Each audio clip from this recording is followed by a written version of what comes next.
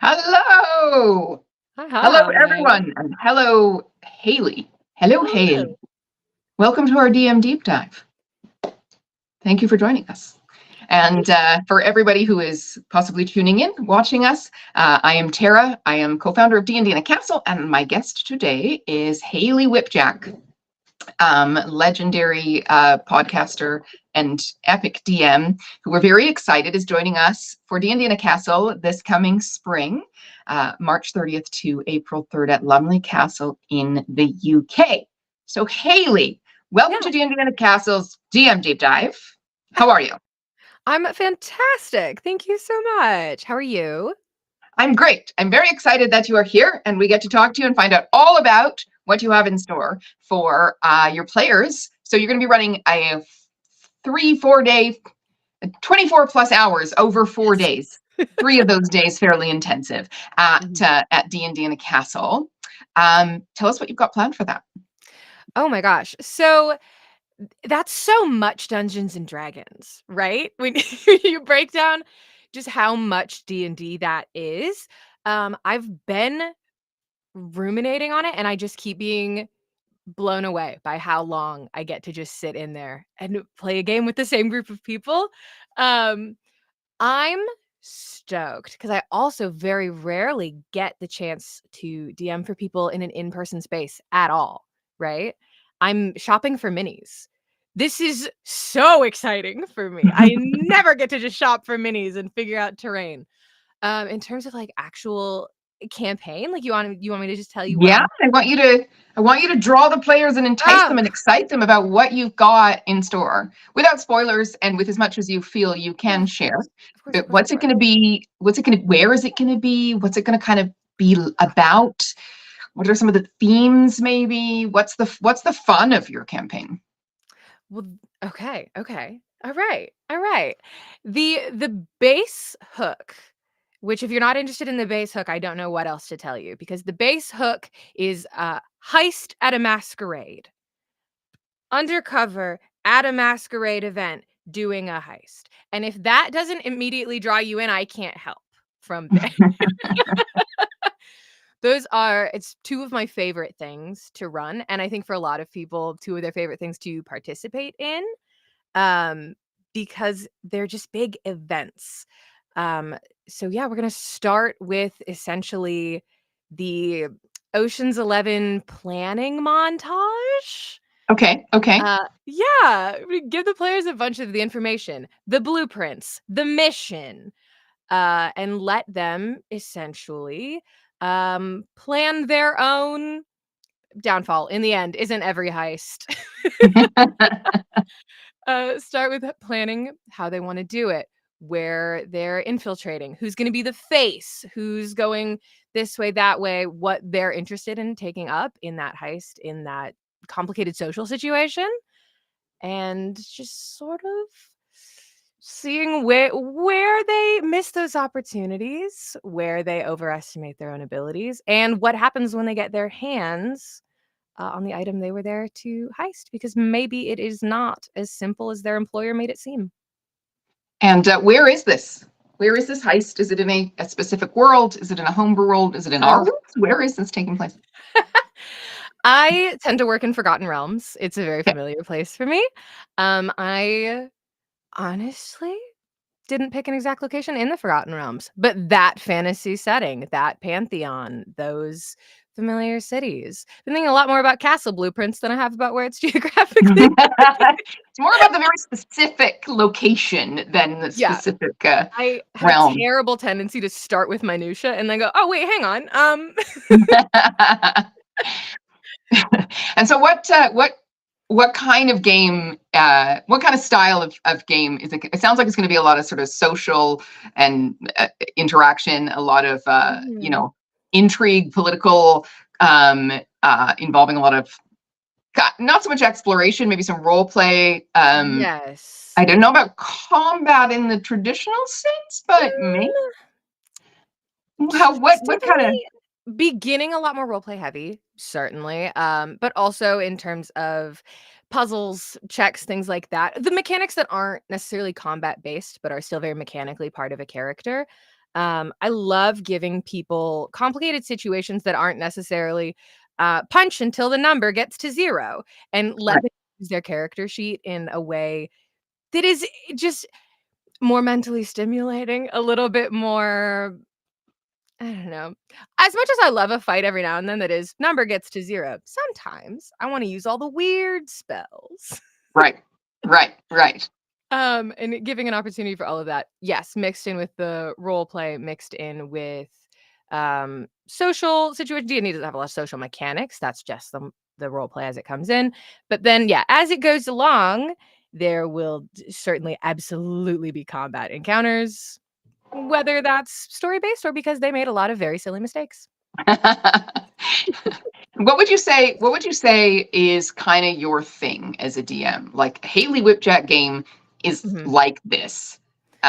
Is it going to be kind of mostly pretty lighthearted, fun, puzzles and playtime, or kind of is it going to get kind of dark and rough in the middle of all of this? Yeah, I love starting very light and fun and beginning in a much more lighthearted scenario that takes that left turn. I think it gives you the chance to explore your characters in a lot of different ways because you're starting in that easy, basic way that you'd expect to. We're all interacting. We're a little ragtag group. We're on a little job. And then, oh no, oh no, oh no, oh no. Everything gets very real very fast. I do love leaning into like higher emotional stakes, but I never want to start there. Um, I Right. you go too hard too fast and everyone you plateau. But yeah, I love a left turn, a sharp 90-degree turn in the second act after you've had all the fun goofs and gaffs and puzzles. Especially when And you're are playing for that you, long. yeah. Have you ever run a campaign this long before? Like, I mean, people have run, home games that, Yeah. you add it up, it goes way more than that, but you Yes. have like a week between every session. Have you ever Yeah. run like a sort of 3 to 4 day back to back long weekend with friends kind of scenario? Not that I've participated in the 3-day weekend. We don't stop playing Yeah. D&D. And it's so fun. And then in terms of running games, the most I'll do is for like my show for the recorded stuff, we'll do like sometimes 2 or 3 days in a row, but that's Right. 3, 4 hours at a time. And it's virtual. It's for an audience. It's very different. It's a different energy than sitting in a room with people and Mm, doing a story that's just for just for that you. table. Yeah. It's it's a lot more, I think it gets a lot more intense in the room when you're doing it Hmm. that way. Yeah, I've Hmm. played in that way. I've never had the chance to just sit and DM that kind of space for that long. Um, what made you want to come and do that? It's so fun. At a It's so castle. fun to play in. Well, he doesn't wanna be in a castle, but but it's so fun to play in, and it's such a fun space to be in, where you just get to live the story, and it really like, it lives in your body when you do it in that kind of intensive way, and I love DMing. I love DMing, I love it more than playing, I always have. I began my D&D journey by DMing. It is my comfort zone, and I'm so excited to do it for so long. So DMing is how you got into D&D. How does that work? What's your backstory there? Well, I really wanted to play, and sometimes the only way you get a group together there to play D&D is you the one who goes, "I will run that. I'll DM it, and you all get to play your little imaginary friends. I'll run it." And I loved it. I loved it a lot. When I got the chance to play after I started DMing, I liked it too, obviously. I'd do it all the time. If I didn't like it, my life would be really annoying. But no, DMing is always it's been my heart. I wanted to be a writer when I was a kid, so Hmm. I lived in the space of creating situations and putting guys into those situations, and it's very, transferable. I'm also a teacher, another thing that's very transferable. Just creating a setup for people and then guiding them through it. I teach 5-year-olds, so that's a little different, but Only it's only so different at the So end. I was gonna say, it's all about group dynamics and Yes. classroom management. Classroom management and dungeon mastering are too similar at the end of the day. Very true. I don't like telling my Um, players too much about that because I don't want them to think I'm classroom managing them, but but they're, as you say, transferable skills. yes. Um, and you tell us about your podcast where people can hear you in your DM. In Yeah. your DM.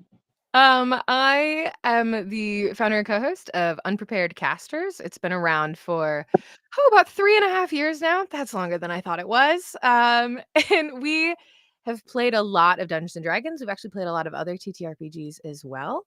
So if anyone wants to hear me run a game, I have so many games that I have run. And all of those games are approximately like 12 to 18 hours. So honestly, a similar length to what would be run here, which has also been very comforting to me. Yeah. I'm I'm used to running stories of this length, which I don't know. It's listen, I'm so excited to come to the castle and run a story. I'm a little nervous also. Oh, it's so lovely. Yeah, everyone who comes to the castle is just excited to be that deep into D&D, Mhm. that it's like, oh, you finally get to talk about the things nobody lets you talk about at home. Yeah. Everybody always stops you like, okay, they can listen for like a minute and then they are not. Whereas in this setting, literally everyone in the castle is just as, if not more, enthusiastic Yeah. and excited to geek out at the castle. Have you been to the UK before? Have you been visited No. castles before? No, Ooh. I went to France once, and I was, like, 15 and just went to all the tourist things, and then I was like, "Well, hmm." I think trying to think if I've ever been in a castle at all. I think there was one in Canada? I think Canada had a castle I went to. We have sort of castles, sort of. It was in, Hamilton, Oh, Ontario. all right, all right. It was either a castle or it was a really impressive house, and I Is do that recommend is it. that something that excites you? History and historical buildings and that sort of thing. Are you a bit of a history nerd as well? Yeah, I had to be dissuaded from getting my bachelor's degree in history by many people in my life who were like, "You can't do that. Please pick something else." And I did. Um, my particular historical interests have tended to be more American centric, and we have so few castles here. Um, but the big aristocratic histories in Europe, they're such soap operas. I love them. I really do. But I'm really excited to be in a big castle. I'm probably gonna do a lot of research about the castle before I go and get a little too excited about that. Well, I think you're at the same round. One of the things that we do whenever Guy Sklanders from How to Be a Yeah. Great GM, he Mhm. DMs for us and he does a history tour of the castle because he's a big history guy too. Yes.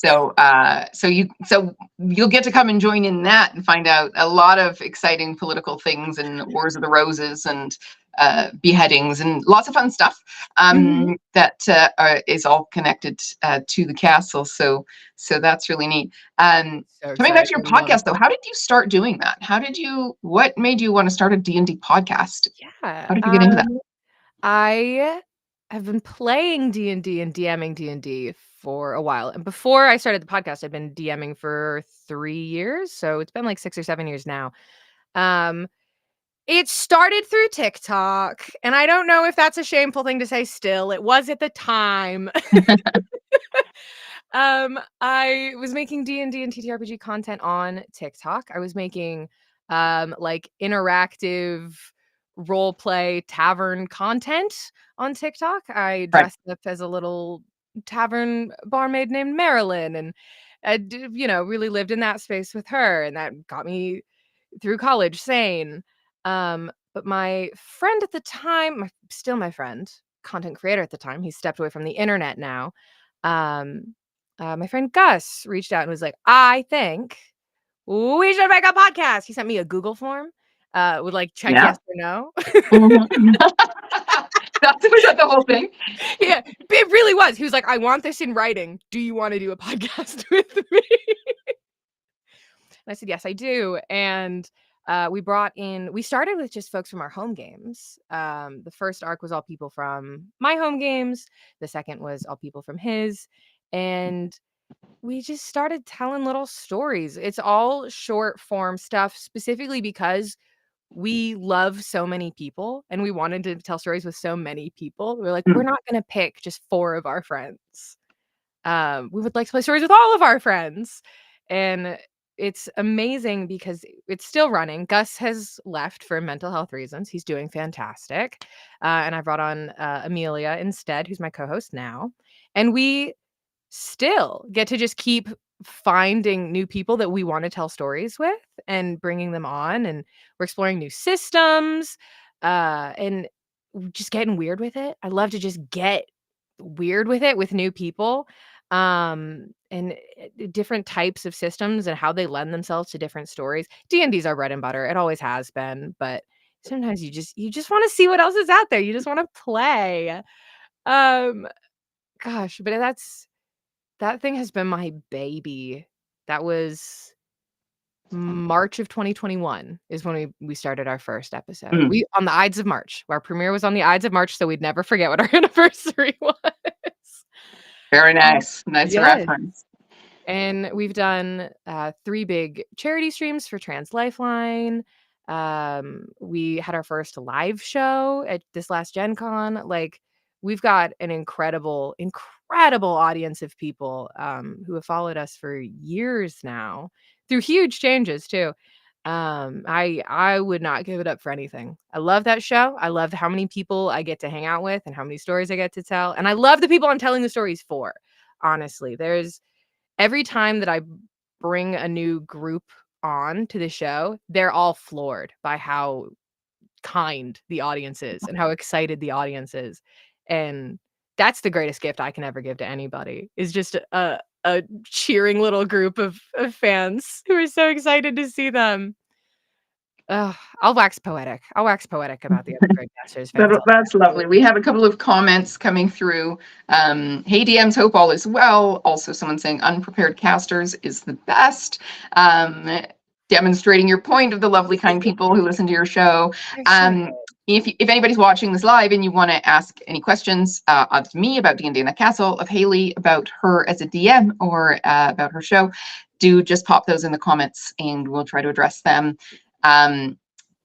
Speaking of your audience and all the people that you've played with or told stories with, what kind of player do you think would love your game the most? What kind of player is like looking for you as the DM? Historically speaking, it's the ones who write 4 to 6 page backstories on their Excellent. That's like everyone at D&D Castle. They will all be at your table. Yeah, if we're thinking about the people who I think have had the most fun with me in the past, it's the ones who give me a packet and they go, "This is me." I go, okay. We'll work in whatever you put in this packet. That's canon now, and that's in there, and I can't wait to play in this space that the extreme keeners. Great. Yes. Yeah. I love somebody with a packet and a playlist, and they come in with the Pinterest boards. I love it. You know the type well, it seems. Do you think that, I mean, we talked about, the different pillars and, light versus dark. Are there any of those kinds of things? If someone was like, look, I just want to slay dragons all day. I'm thinking like dungeon crawl slaying dragons, that person might not be the right person for you. Is there anybody who wouldn't be the right person for you? I think people who really kind of need that combat as a driving force. I totally respect that as a way to play the game, but I don't tend to use combat as the thing that pushes things forward. It tends to be incidental, if anything. Like, it happens, but it happens because it's a consequence to something else. It's not usually we're leading towards a final boss battle, and that's what's gonna feel good at the end. Again, I totally respect that. I understand it as a cinematic way to approach even. But yeah, if what you're going for is a big boss battle and the big end goal is we slay the monster, maybe not. Unless you're really into that 6-page packet, and then we'll make something work you and Then we'll find a big bad display. we'll do That's listen, awesome. I'm very flexible. If I need to throw in a big monster, suddenly there will be a monster there. I'll do it. How much, where on the spectrum would you say you land in terms of, on the one end is like, sit back and enjoy the ride. This is going to be an entertaining show. Mhm. And I'm just here to facilitate what you guys are going to do. You got, like in terms of where the center of balance is of the driver's seat between the Mhm. DM and the players. What would you say is kind of where you land? I'm much more of a facilitator. I like to set up a situation and then just guide where I need to from there. I think the best thing that a DM can do, at least if you're trying to run the kinds of things I normally do, is do a lot of prep in terms of world building. Those things like blueprints, plans that way to set the world up in a way that you can just be responsive to what the players need from there. Um, but I'll just follow them around, really. And how Facilitator soon is do a people great need word. to how soon do people need to send you their packets? So people, if you're watching this, start writing your backstory now because Haley's going to want a novel and you Yeah. can write It's not even it. that I She will read want it. it. I just always end up with players who love to write me novels. and and I love to do it. I do get players who show up with 2 or 3 bullet points and they're like, "This is my guy and here's my character sheet." And I go, "Okay." And normally we kind of find the character together. Um, I just always end up with the guys with their novels. And I love their novels and I love their playlists and their Pinterest boards. um, I've had people give me their 6-page packets like a week before we start Mhm. playing an arc of the show. And I just have to figure it out from there. I'd prefer it earlier, of course.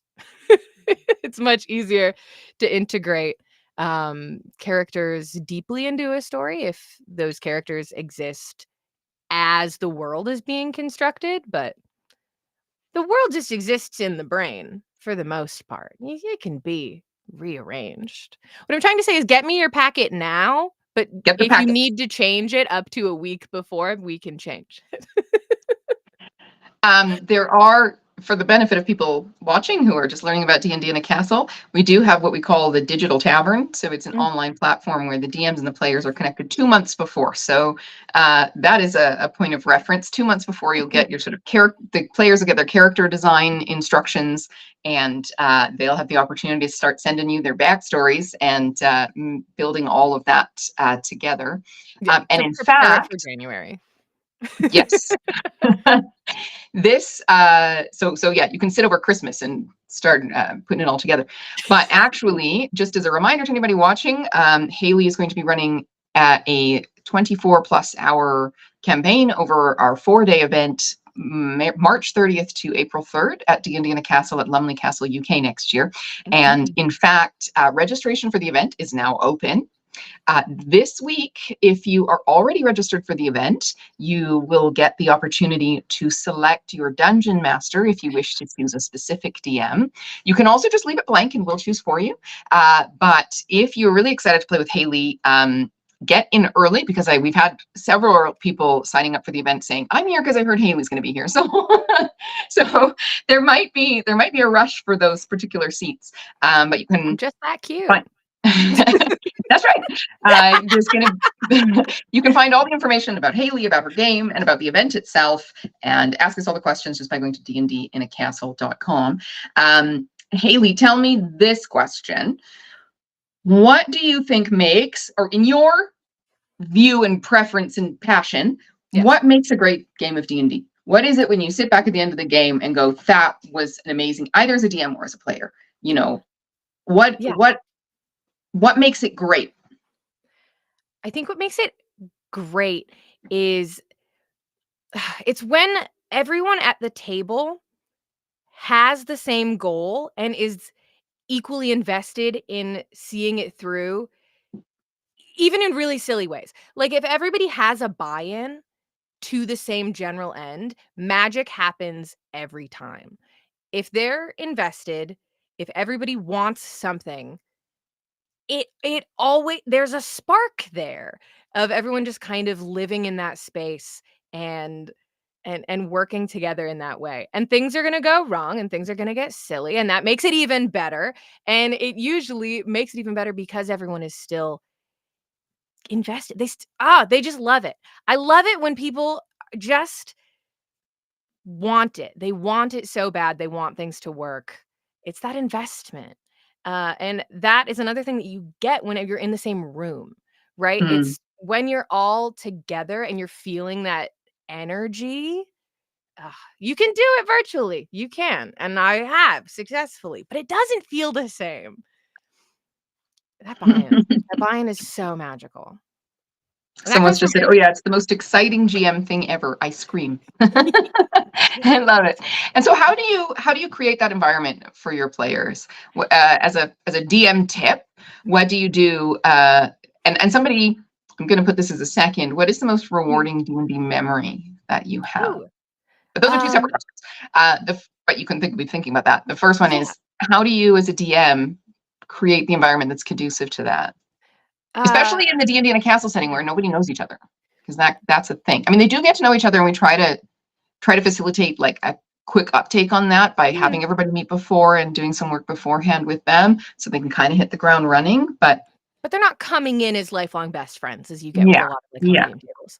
Yeah. No, and I regularly DM for people that have kind of just met, for an audience even, which is an extra level there. Um, this is and not to bring it back to classroom management, which I mentioned earlier and said I don't like comparing the 2, but I'm gonna really quick bring it back to it's the same idea of people who don't know each other very well, giving everybody a way to buy into what's happening in a way that fits what they want to be doing.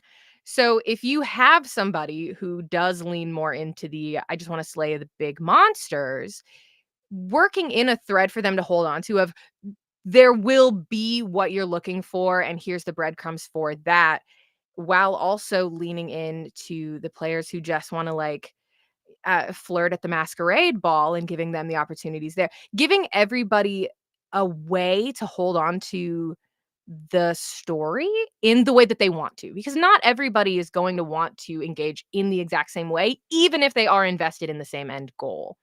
So connecting to their interest level, and the things that they're interested anyway to get everybody into the same space. And I think in this situation, that's less difficult because everybody's there to play D&D and everybody's Probably one of there. the greatest things about D&D and the castle is Yeah, everyone is super committed.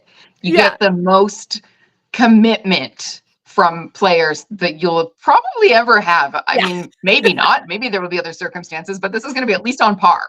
I'll say at yeah, least on par in yeah. terms of player commitment. So I think it's gonna be not, terribly difficult to get that sort of buy-in from everybody here, but in home games in particular, that can be difficult because everybody has their regular lives to worry about. People have their phones, people are getting snacks, like, you just wanna make sure everybody always has kind of their thing they can hold on to and go back to stay with the story so they're not feeling lost, they're not feeling disconnected. Um, and that is a classroom management thing as well. That is That's something I do in a lot of different contexts. And then the second question asked by one of our listeners is, what is the most rewarding D&D memory that you have? Oh, rewarding is such an interesting word. Mm. Um, I can think of so many things, and I'm just not sure which ones count as, rewarding versus good. Um, I I have a player who's one of my dearest, bestest friends, who's that first time I ever played D&D being DMing, I'm still running that game. That game has been running for almost 7 years now, which I don't know how that happened, I really don't. Um, that player was feeling disconnected from their character and wanted to change things around, and we had a sort of idea of how we could change the character if a certain thing was to happen. And in the very next session, we managed to naturally create that exact scenario, um, through a series of insane variables that allowed that player to change their character's class and change their character direction in a way that has kept them with that same character for an extra 2 years than they thought they wanted to. But we worked together to essentially change what they were doing and find that new investment and that new level of Mm, interest, mm. which I think is more interesting than creating a new character. I'll say it. Yeah. Yeah. But I Very cool. remember how that felt, that Mhm. we came to that solution together, and then it just happened. The game and the universe and the dice said, "That was a Yeah. good idea. You know what? Let's That's do like that." the magic you can't predict.